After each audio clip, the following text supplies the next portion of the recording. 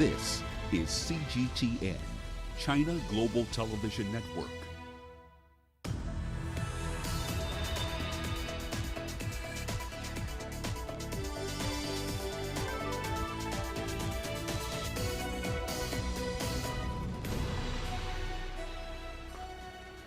Hello there and welcome to Global Business Africa. We'll be giving you insight into Africa's business and financial markets. I'm Uche Okoronkwo, coming to you from Kenya's capital, Nairobi. Let's start with a look at the markets. Now, world stocks hit fresh record highs today, continuing a rally. That's after a dovish tone from the U.S. Fed. Markets also received a further boost from a surprisingly soft U.S. jobs report last week. As a result, emerging markets closed in positive territory, with MSCI's index of emerging market shares climbing as much as 0.2% on the day. But shares did struggle to keep hold of those gains as stocks in Asia, Turkey and South Africa lost ground today. South Africa's JSE did close in the green, boosted by resources and industrials, but the resource index was up just over 1% today. Now, also coming up on today's show, Egypt's economy bounces back with a 7.7% increase. The Taliban announces Afghanistan's caretaker government.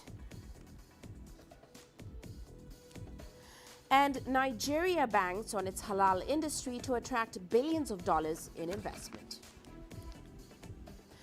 Well, we kick off today's show in Egypt, where the cabinet says the economy has grown by 7.7% in the fourth quarter of the 2020-2021 fiscal year.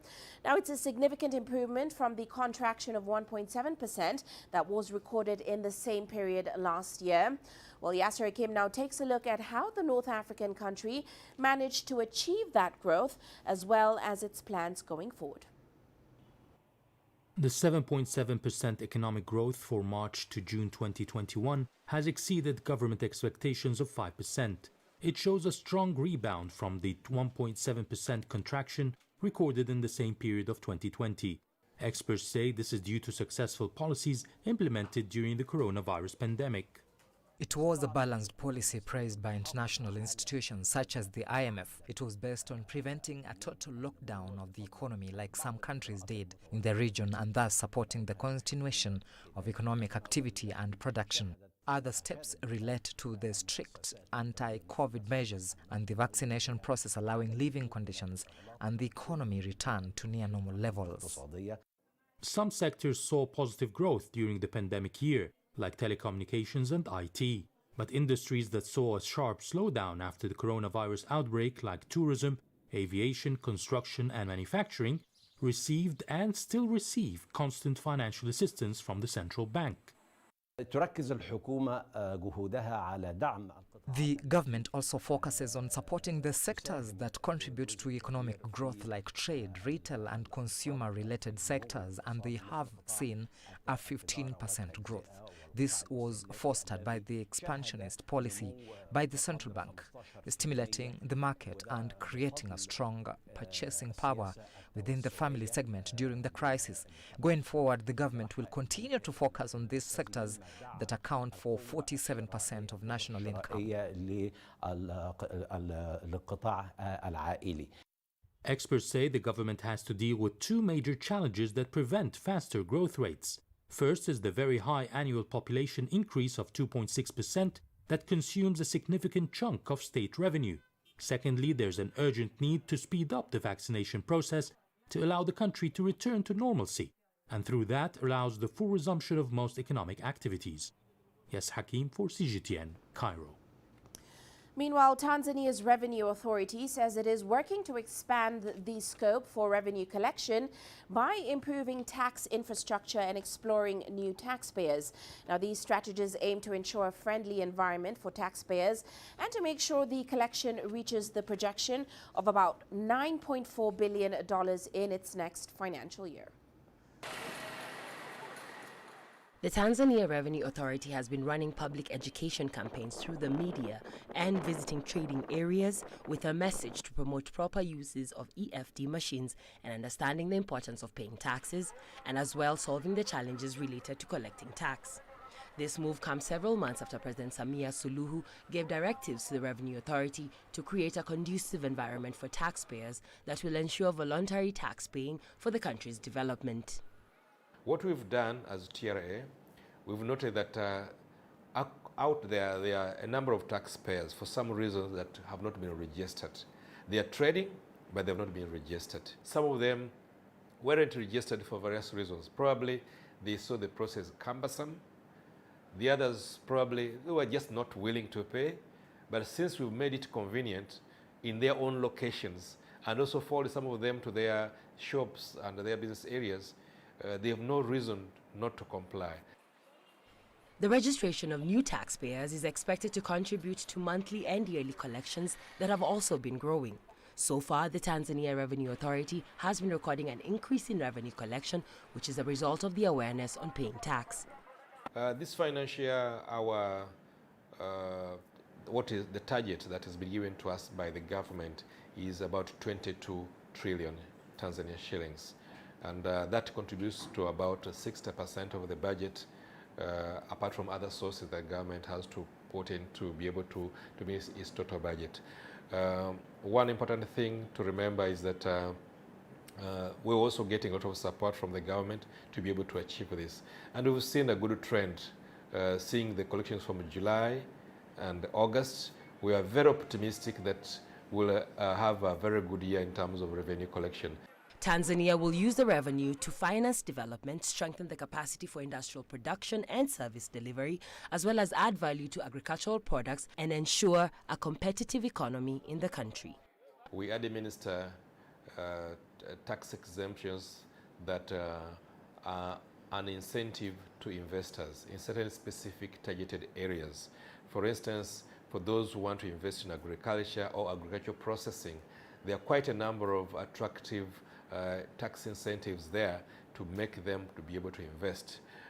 For those who also want to invest in car assembly, there are also some very attractive tax incentives there. For those who want to invest in pharmaceuticals, there are also very attractive incentives there. Apart from expanding the tax base, the Tanzanian government, in its 2021-2022 financial year, approved the changes in fees and tax systems. The country's goal is to promote investment in the country by ensuring tax incentives. Alexandria Majala for CGTN. And moving on now, the Alliance for a Green Revolution in Africa 2021 summit kicked off in Nairobi, Kenya, with close to 7,000 virtual participants. They have been discussing ways the continent can transform food systems and accelerate progress to eradicate hunger and poverty. Well, this year, the summit will focus on the theme Pathways to Recovery and Resilient Food Systems. Kenyan President Uhuru Kenyatta will also lead 10 African heads of state to review the gains made in Africa's agricultural landscape. We speak to the whole value chain, from production to processing to consumption. Not only producing more, producing better food, high quality and affordable food. I think it puts the conversation in a new format of really making progress on all the metrics of the SDG: productivity, nutrition, employment, and sustainability. Now, the practical implication for smallholder farmers, they need to have access to knowledge about agricultural practices, but also about the natural resource base on which those practices take place. Almost every program now that we develop has a component on resilience, and the focus is especially to make the farmer be supported by a knowledge base about agroclimate. For that, we have Kenya Meteorological Department partnering with CALRO and creating a big data platform which provides farmers and stakeholders with agro-weather information.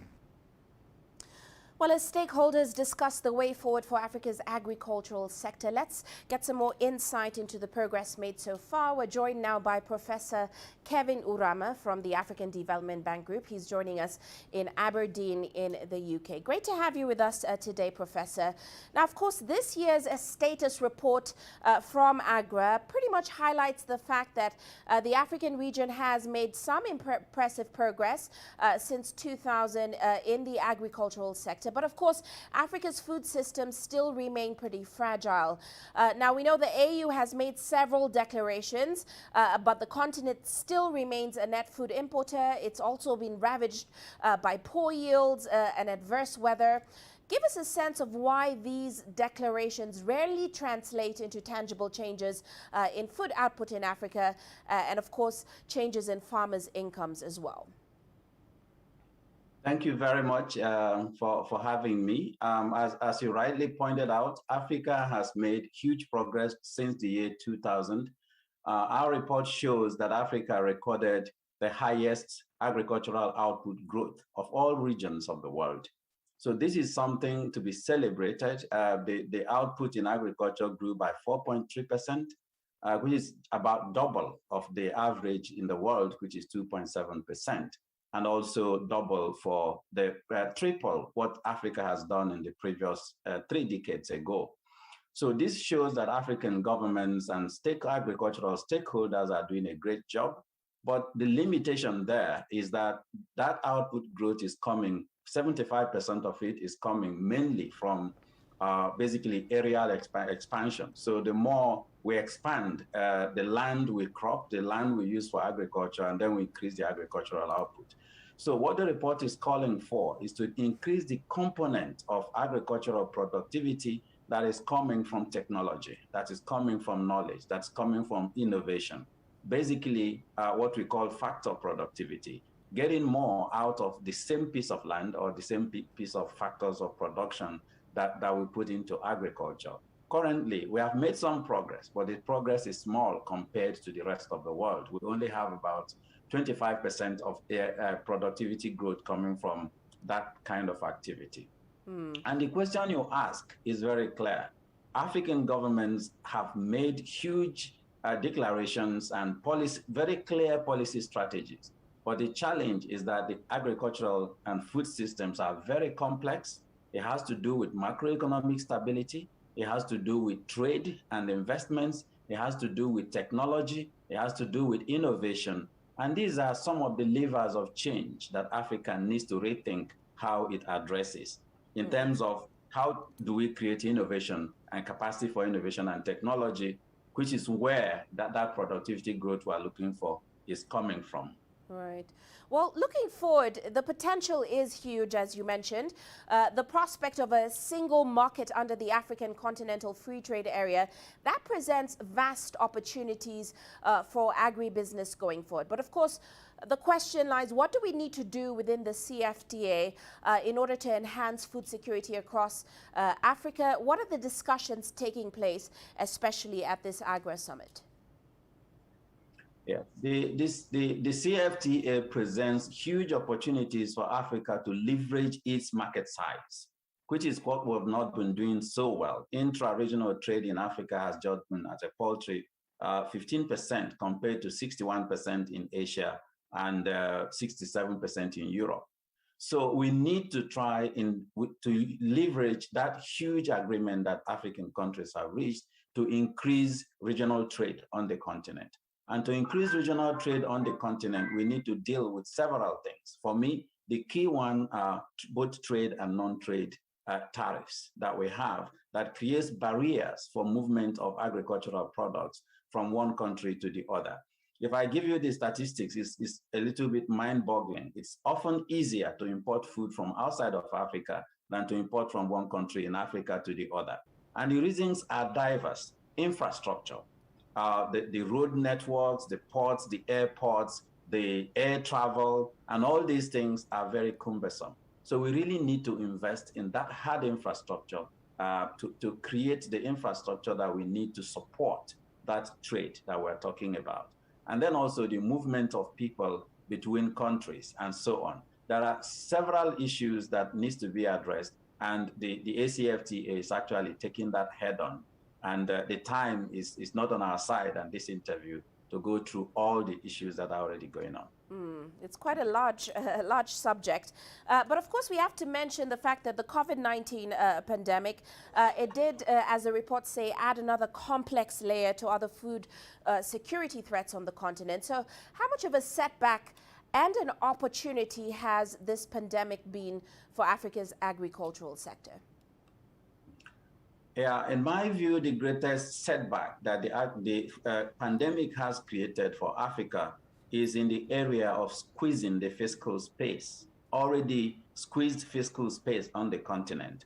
And countries then are struggling to find the finances required to invest in the sectors. You talked about the agreements reached before, like the Maputo Declaration to invest 10%.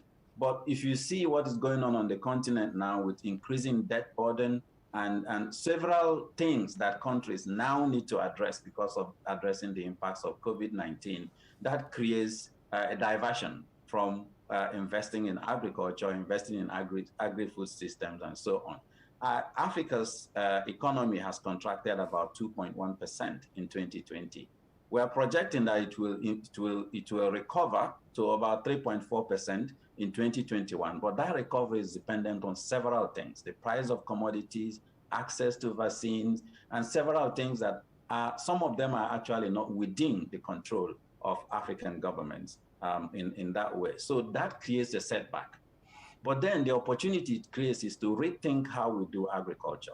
That's why I'm very happy that this year AGRA and the AGRF has focused on agri-food systems, to think about an integrated way of how we can grow agriculture as a complex but yet simplified way of improving productivity, enhancing trade, and leveraging the youth that we have, the women that we have, huge population dividends that we have, and the huge market that Africa provides.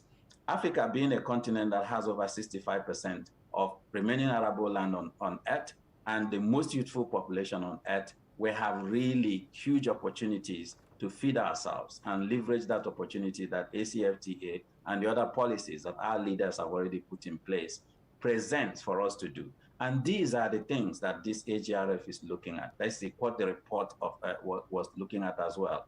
What are those transformative actions that we can implement in order to move that forward? And on that note, I know this year's report did aim to elevate the African voices in the sector. But when we say that the goal is to identify and develop an African approach, what does that really mean? That means quite a lot at several levels. In the sense of what I've called in the beginning of this interview, the levers of change that we need. Africa needs to begin to develop locally driven technologies that are adaptable to our own agroecological systems, to our own local conditions, to our own local tastes, and so on. But that requires investment in order to do that. So saying that Africa needs to have a voice is not that Africa should do it alone, because it will need a lot of partnerships, research partnerships, technology and innovation sharing, knowledge sharing, capacity building, and so on that needs to be done. But at the same time, we're also calling for Africa to be given the agency that it requires to be able to do all these things. Because quite often we've seen Africa imports a lot of seeds, Africa imports a lot of food, Africa imports almost everything. So doing that, we remain consumers in the technology market, in the innovation market. And the cost of capital in terms of financing is high for the continent as well.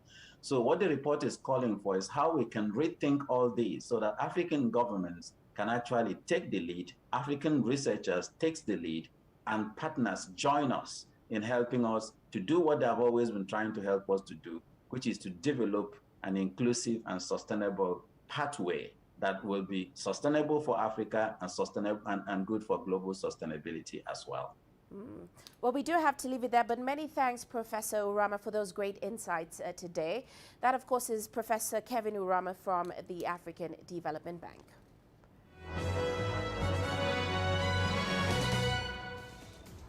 And now look at some corporate headlines today. Mobile money transfer platform M-Pesa has accrued 50 million active users in Africa. The platform is operated by Safaricom in Kenya and South Africa's Vodacom. The two telcos plan to grow M-Pesa beyond the existing markets, eyeing the rest of the African continent. And Nigeria's mobile communications firms who fail to verify and confirm each subscriber's biometric details, national identity number and other personal information, they could now face a penalty of $486. This was stated in a proposed draft regulation on telephone subscriber registration for 2020, all in an effort to fight corruption.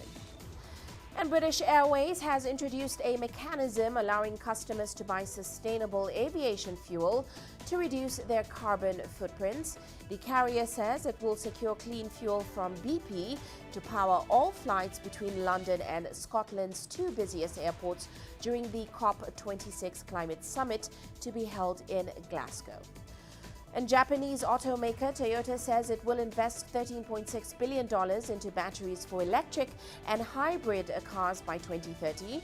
This comes amid plans to make its production carbon neutral by 2035 and cut battery costs by half per car by 2030. One of the ways the company hopes to achieve its goal is by introducing new technologies for painting vehicles, such as replacing paint with adhesive film. And that's a look at our corporate headlines.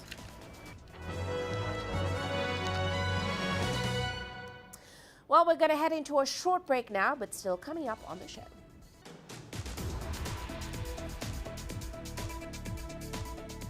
Nigeria's state oil giant considers an IPO. And Egypt to benefit from improved trade ties with South American countries. The world economy as we know it is about to change. Global business reports highlight emerging markets, developing countries, and dynamic sectors worldwide. We feature top analysts and newsmakers to provide perspectives on every facet of business. From an on-the-ground perspective, we provide you with balanced and objective assessments. Fast, sharp, and insightful. Global business, only on CGTN. Every story starts out like this. Okay. We'll head up now. But beyond the rush of the numbers, there's always a more fundamental question. What happened? Who has been affected? When market-moving decisions are made, who's responsible? And why? Let's get some reaction on ground. Joining us in Johannesburg is Sutra Nairobi. Hello, Nairobi. This is how all stories begin. See how they end. Only on Global Business.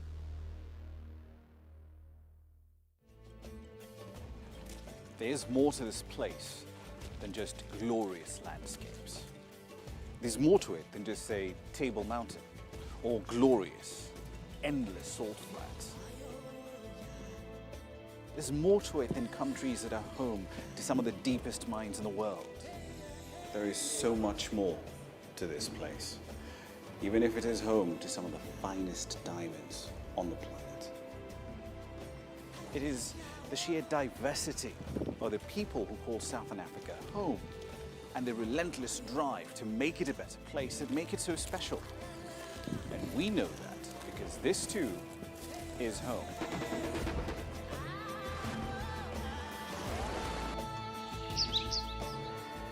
No one knows Southern Africa like we do. CGTN, see the difference.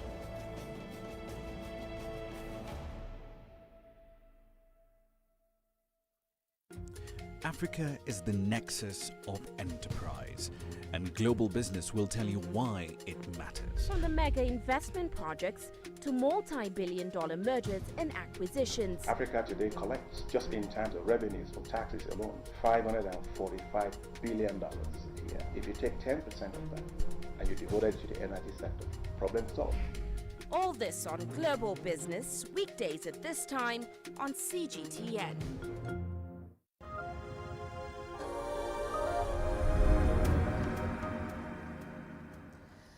Welcome back. Well, let's head to Nigeria now, where the state oil company is considering an initial share sale. That's after posting the first profit in its 44-year existence. The plan follows legislation signed recently by President Muhammadu Buhari, which enables the Nigerian National Petroleum Corporation to now offer shares to the public. Here's CGTN's Deji Bademosi with more on that story. The announcement over the likely listing of the NNPC shares in the future did not come as a surprise. A clause in the petroleum industry bill, which the president signed into law recently, provides for the public listing of the shares of the corporation. No timeline has yet been fixed for the IPO, but analysts are upbeat about the move and its likely impact. Simply going public is more transparency, more openness on the part of NNPC. So overall, that aids corporate governance, and that basically would drive the should I say, best practices in that corporation. So net positive for them to go profit. I think the PIB says it's a liability, limited liability company right now. Then they have to go public also in about a year or 6 months. So I would say good. The NNPC had for long been widely considered as a non-transparent corporation in the way it operates and never declared a profit in its 44 years of existence, until recently when it reported a net income of $698 million for 2020. At the Nigerian Stock Exchange, brokers are eagerly anticipating the listing of the corporation's shares. Many are optimistic it will do well and deepen the market. It's going to be a very positive one for the market, for the capital market, for the Nigerian capital market, because it's going to bring a lot of, it's going to increase the level of transaction we'll be having going forward. It's going to attract both local and foreign investors to the markets. Because if you take your mind back to Aramco, when it was listed on Saudi exchange, we saw the kind of attraction that listing was able to bring to.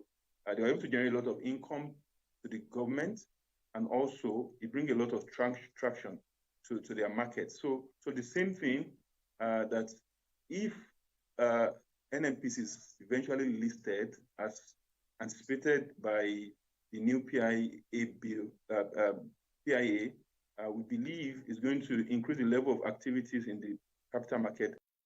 Many Nigerian investors are eagerly waiting for the listing of the NNPC shares on the Nigerian Stock Exchange, not bothered by the fact that the corporation was a loss-making venture for over 4 decades.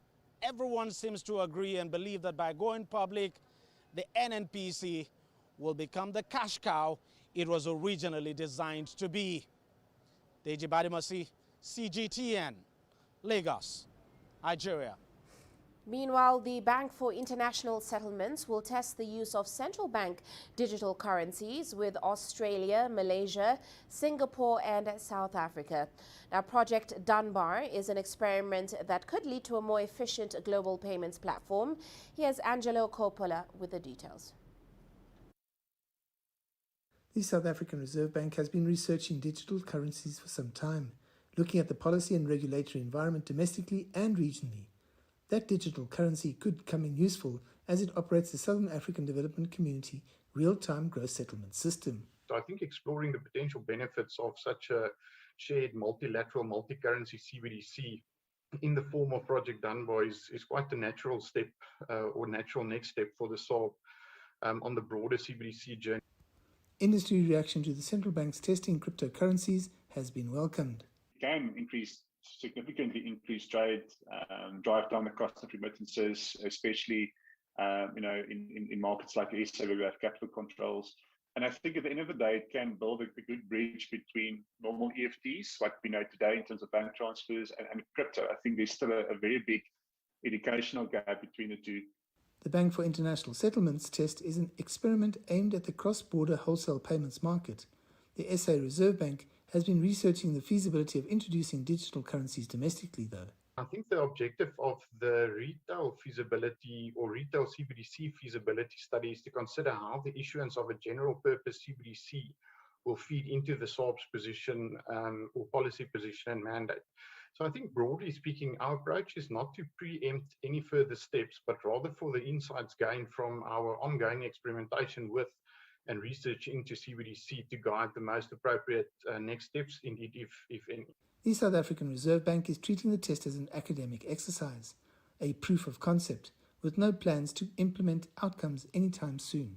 It will take central banks a very long time to move from concept to pilot phase to legislation. So who knows, how big cryptocurrency itself will be by then. So it will take them a very, very long time. And they would have to force an entire country, not force, but they would have to get the buy-in from an entire country. Banks, payment merchants, processors, businesses to adopt this new system.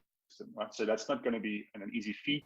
The fact that the central banks are getting involved in looking at digital currencies is good news, but the innovation is going to come from the ground up, from those companies involved in cryptocurrencies.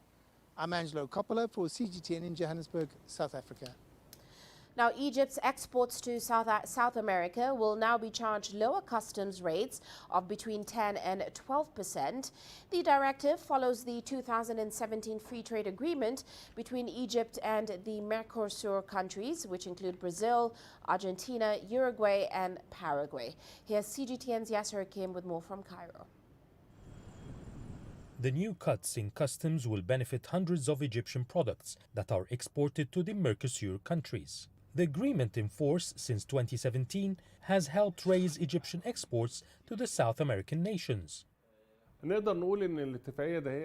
can say because of this agreement, Egyptian exports tripled to $396 million, which is a fine margin. We export mainly vegetables, fruits, chemical products.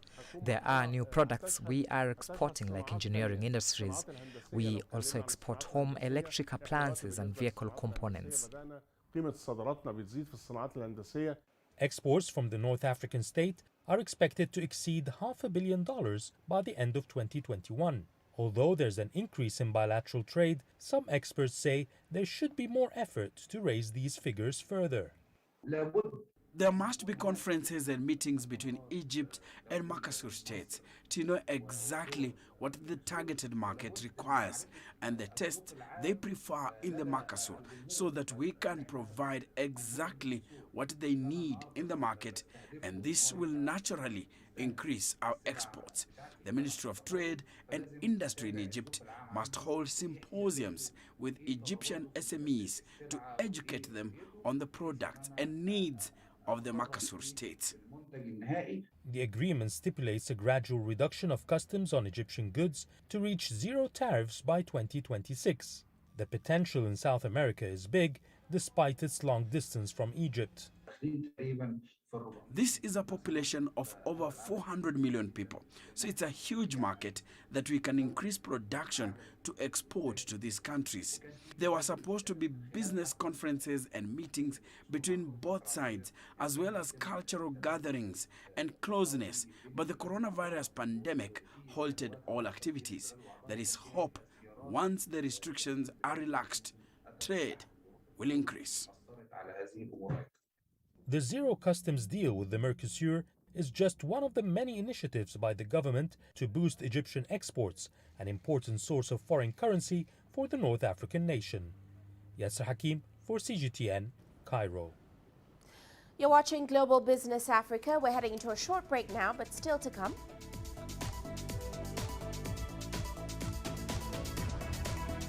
The Taliban announced Afghanistan's caretaker government. And China's forex reserves fall to $3.2 trillion in August.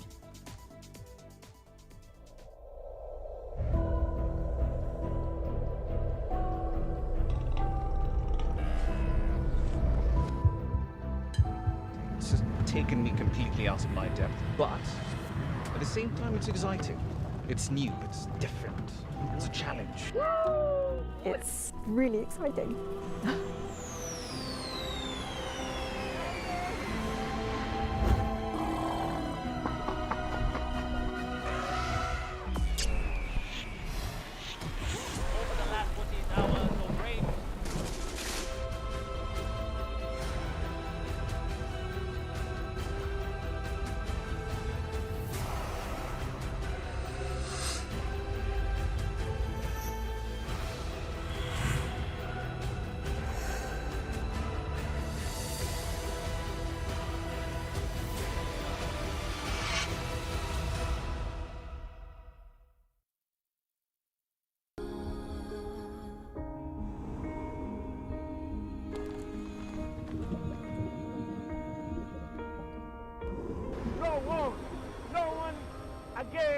Afghan holding guns. Machine guns from police forces toward the protesters.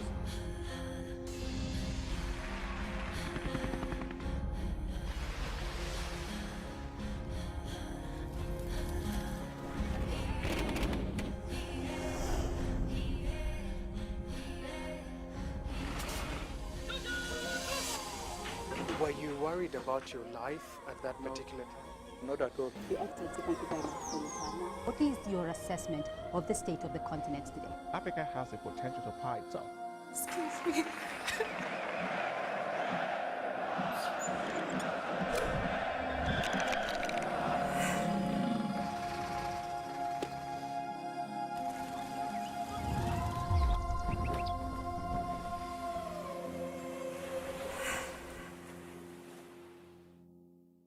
Business in Africa is at a crossroads. We celebrate those who are adopting and thriving despite the challenges, from grassroots to big businesses. Global Business takes you along for the ride as we track the making of a giant. Only on CGTN. I try to not let it affect me, but there are days when it does.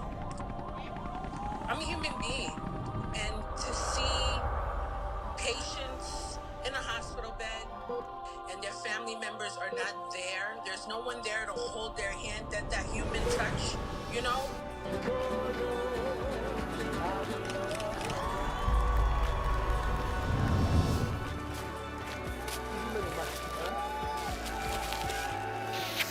I just hope everyone can remember that the situation is not permanent and that everything will get better eventually.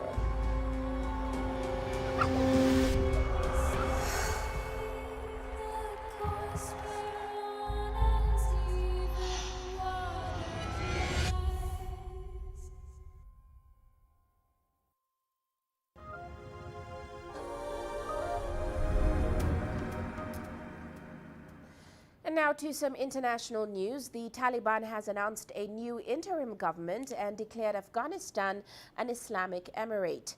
The new caretaker government will be led by one of the movement's founders, Mohammed Hassan Akhund, who will act as prime minister. The cabinet has several figures who fought against the US-led invasion from 2001, including Sarajuddin Haqqani, named as interior minister. Haqqani is leader of the feared Haqqani militant network and is wanted by the FBI. No women's affairs minister has been announced, and there are no women named in the interim cabinet so far. Well, after years of war, the United Nations warns that many Afghans are running out of food. It says essential supplies could be depleted in a matter of weeks. Well, earlier, my colleague Paul Barber spoke with Jane Howard of the UN's World Food Programme. Let's take a listen in. The World Food Programme is managing to deliver quite a lot of food throughout the country because over this last year, even before the political crisis, we've been scaling up the amount of food and nutrition assistance that we're giving in Afghanistan. So actually, it's really quite a large-scale operation that's carrying on, regardless of the turmoil. And this year already, we've reached about 5.8 million people, including some of those newly displaced people, the ones who fled from city to city as the Taliban swept to power, and even people in Kabul. So we are managing to work, but our problem is that it's a big scale up and we need food. We need to truck in food, and that's quite challenging. I think the big serious problem that we're facing is to mount this kind of operation to feed so many people who are really very badly affected. But there's an added challenge with Afghanistan, which is it's so mountainous and the winter is so harsh that you have to have the food in place because all of those little mountain passes get cut off. So you can't reach the people who you really need to reach. The latest statistics suggest that 1 in 3 Afghans is going hungry, meaning technically we'd call them food insecure, which means they're struggling from day to day just to get enough food on the table to live a normal life. And that's a lot of people. That's 14 million people. The last 2 out of 3 harvests have failed because of lack of rain. The food production has been hit terribly this year. It's down. They've lost about 40% of food production. If you add that to the fact that the economic situation is starting to plummet, complications with banks being closed, it's hard to move money around the country. So I do think that we're looking at a possible humanitarian catastrophe unrolling. Now let's head to China, where foreign exchange reserves declined to $3.2 trillion last month. That's down $3.8 billion from the level in July. That is according to the State Administration of Foreign Exchange. The currency regulator says China's forex market operated smoothly throughout August, with balanced supply and demand in the domestic market. Now, the watchdog has reiterated that it will deepen forex reforms and steadily push forward the high-level two-way opening up of its financial market. Meanwhile, China's Trade in Services Fair has wrapped up in Beijing, with this year's edition showcasing areas such as digital and green growth. The event has resulted in a lot of discussion and hundreds of deals signed. Here's CGTN's Sania reporting. The 2021 SIFTUS Fair has expanded in its second edition, with over 12,000 companies and institutions from home and abroad attending. Organizers say it's been a complete success. The fair has proved fruitful and clear in its messages. The fact the SIFTUS was held as planned and closed successfully in today's climate is in itself very meaningful. Organizers have listed hundreds of outcomes, from deals and MOUs to intentions and product debuts, with more than 600 deals signed even before the fair ended on Tuesday. One of them, China's first PCER deal, a kind of carbon emission reduction deal, has been signed by a major Chinese construction company as China races to meet its 2030 carbon emission peak goal. This carbon trading deal was one of our biggest highlights at the SIFTUS this year. It will encourage a low-carbon lifestyle, and it also allows a state-owned company like ours to show responsibility. And with hundreds of forums and discussions over the 6-day event, attendees have identified growth engines in a volatile world economy. I would like to back to Belt and Road Global Initiative that under the umbrella of this very important initiative, we have very good perspectives of cooperation, and one of the main direction definitely will be cooperation in trade service. Chinese President Xi Jinping said at the fair's opening summit that trading services will play a big role in future growth. He also promised that China will uphold openness, cooperation, and share growth opportunities with the rest of the world as world economy looks to recover and regain that much-needed growth. Sun Ye, CGTN, Beijing. And moving on now, self-taught South African 3D animator Lwazi Msipa wanted to create something for both grown-ups and kids along the lines of The Simpsons TV show when he dreamed up the character that now won him a coveted slot on satellite TV. My Cartoon Friend debuted on the Cartoon Network in South Africa last month, and CGTN's Beryl Oro has that report on what's hot tonight. Self-taught South African 3D animator Lwazi Msipa is a trailblazer among his peers. He envisioned creating an animated story that would gain general appeal along the lines of The Simpsons, but from an African perspective, and that inspired the creation My Cartoon Friend. Lwazi plays himself as a young animator experimenting with some new software when he accidentally exports his creation into the real world. Don't forget to watch our show, My Cartoon Friend, only on Cartoon Network. Animation is such a small industry in Africa, and it's still growing. So basically, I want to be one of the people that grow it. I want to be in the forefront of growing the animation industry and letting kids know that you too can jump into this animation industry. There's a lot of, opportunities, there's a lot of money to be made, and there's a hunger for South African content. The show is proving popular with children in Johannesburg. I'm happy for him, And he did tell me that he was going to be on TV before because he was going to create anime and stuff like that. And then now it's happening and I'm happy for him. Hey, yo, what's up, writers? My cartoon friend debuted on Cartoon Network in South Africa last month, the first of his compatriots to get a full 13-episode series. He had very clear vision from a creative perspective of his project about the tone, what he wants to do, and so we were we were convinced very rapidly, just we had to guide him a little bit on the tone, on the writing, again to fit with the kids' audience, but we find the concept very promising, and it was also very new for us because this idea of mixing, real footage with animation, with in an African environment with African characters, it's totally new for us. So we were looking clearly for African content, and we are still looking for African content, especially in animation. Lwazi hopes his series will help grow South Africa's animation industry and attract talented upstarts like himself to join in and expand the global landscape for African content creators. Ah, come on! Can he and Themba ever get along? No, hey, no. Beryl Oro, CGTN. Do I really smell like feet? Well, let's now shift our focus to commodity markets today. Aluminium prices eased on the back of a stronger dollar.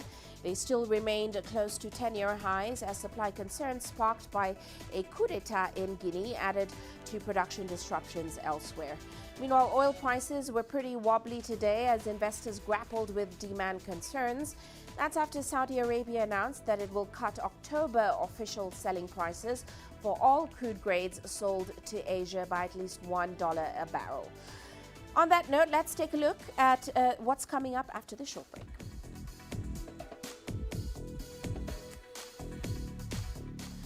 Nigeria banks on its halal industry to attract billions of dollars in investment.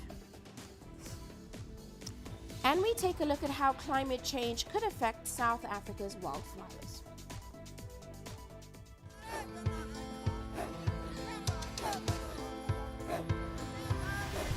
Africa is a continent of diversity, with varied climates and enchanting geography, and a people so distinct, but with a shared enduring spirit. We are at the heart of the continent to bring you the untold stories. Let's have a look. We celebrate Africa as it shapes its own destiny. Tunis, Cairo, Juba, Ethiopia, Tanzania. Africa Live. Find your voice. Images may appear to be identical, but looks can be deceiving. The difference is not always obvious. It has to be discovered. There are always different sides to a story. We put the focus on the details. To see more, to understand better. CGTN. See the difference. You don't find the stories of North Africa by sitting on the sidelines.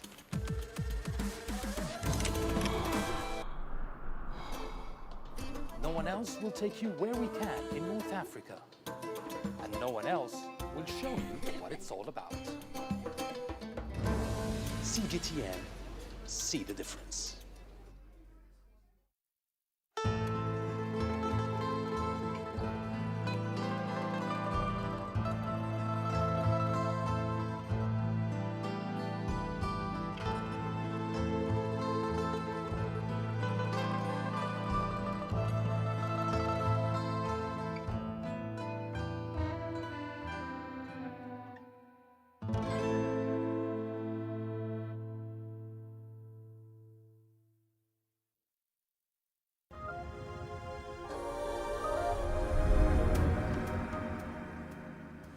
Now, Nigeria is looking to attract $150 billion worth of investments to its economy via the halal industry, which of course deals in goods and services which are permissible under Islam.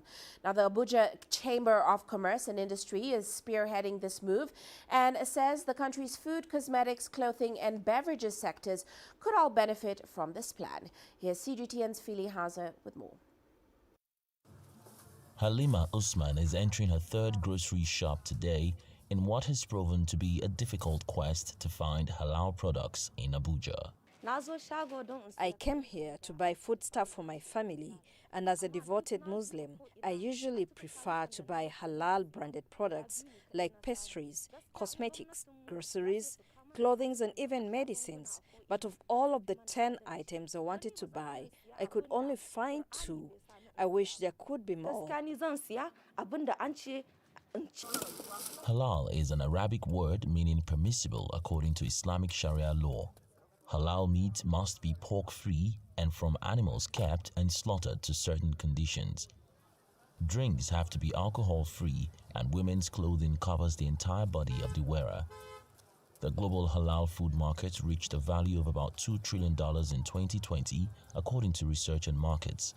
Although half of Nigeria's 200 million population is Muslim, the country's halal industry is only worth about $50 billion, with a focus on mainly the banking sector. A lot of foreign banks, British banks, Americans, even here in Nigeria, they have opened halal windows in their products because they want to attract the huge market that is there. You understand? I know some of the banks that they have actually opened a halal window. And even me, I am managing director of one of the pension fund administrators, After Pension. Our regulator, PENCOM, has opened halal window for investing depositors' funds. So it is a huge market, and it will improve the economy, and it is to attract those who are interested in it, and it makes sense to make it available to them. However, experts say there's a need to improve infrastructure across the country to enable potential investors to set up factories and produce more of halal products for local consumption and even exports. It's something that the government should do, whether they are promoting halal business or not. The power we have is not sufficient to service our industry, whether you are talking about halal or not. 3,000 or 4,000 megawatts is nothing to write home about. It's not that we don't know, but we are too slow in the progress of establishing infrastructure. But the government says improving infrastructure is one of its main focuses. President Muhammadu Buhari says his government is looking to expand the power grid to 25,000 megawatts by 2025. His administration is also expecting a loan of $22 billion targeted at boosting its infrastructure from the Export-Import Bank of China, the World Bank, the Islamic Development Bank, and the African Development Bank. With such efforts, the likes of Halima could see their demand for more halal products met, and the economy could receive a boost as well. Phil Ihaza, CGTN, Abuja. And to South Africa now, where a spectacular wildflower display is once again in full bloom in the Cape's west coast. After recent rainfall, this year's flower season promises to be one of the best ever, with small towns like Clanwilliam in the Cederberg relying on the wildflower phenomenon. But despite the rains this year, flower experts are worried about climate change in the region and how it can affect endemic species. Here's CGTN's Julie Shire with more. With spring just around the corner, it is once again flower season in the Cape's west coast. This incredible wildflower phenomenon draws thousands of nature lovers. But with climate change becoming an ever-serious threat, flower experts fear that Mother Nature's beautiful display could be at risk. Our real challenge now is the climate change. And I think that the research has shown we have the climate change because of human behavior. It's us that don't do things right. You know, all the carbon dioxide emissions makes for this increase in temperature. And our beautiful flowers will not be here. We can do a lot as humans to preserve this heritage, this cultural heritage of us. The area already endures extreme weather conditions. The temperatures drop to freezing in winter and reach 48 degrees in summer. But if temperatures continue to soar, endemic species may never bloom again. I mean, just walking this garden, I find all these little things and I say, oh, this is critically endangered. This is on the red data list. But if I think that it is something that we're not going to see in a lot of years to come, you know, I mean, if they want to save the rhino, I think they must look at this because this is a true beauty of nature and we cannot lose it. In 2017, we had a terrible drought. And honestly, nothing came up. It was devastating. We go through very dry and difficult summers here. And when this arises out of this dry earth, it's a miracle beyond speech. Not only just to know that the flowers were there through the hot summer, but then to see the beauty that they bring. It's difficult to even explain the upliftment that they give all of us around here. The flower season provides an estimated 1,000 seasonal jobs to the area, and with South Africa's unemployment rate at record high of 35%, this area can't afford to lose its flowers. Our economy at this time of year is sustained through visitors to the area. The flowers are not only for beauty. The people that are running guest houses are able to employ more people. The town is very reliant on the flowers that this area produces. The impact of not having flowers will be huge, and it will definitely have an effect at least directly to 1,000 jobs, I would guess. It's the restaurateurs, the waiters, the supply chain towards the industry, and it's tourism, and remember there's many shops that all eventually benefit. The question now is for how long these annual blooms can last before climate change disrupts this natural phenomenon. Julie Shara, CGTN, Clanwilliam, Cedarburg, South Africa. And before we leave you today, a quick look at Africa's currencies. South Africa's rand falling 0.4%, retreating from near two-month highs ahead of GDP data, which is due later today. The South African currency has gained about 8% from last month's lows. Meanwhile, Nigeria's naira still weak today after it had hit a record low of 532 naira per dollar on the black market. Now, central bank actions aimed at drawing business into the official exchange channels have, of course, hampered the currency since July.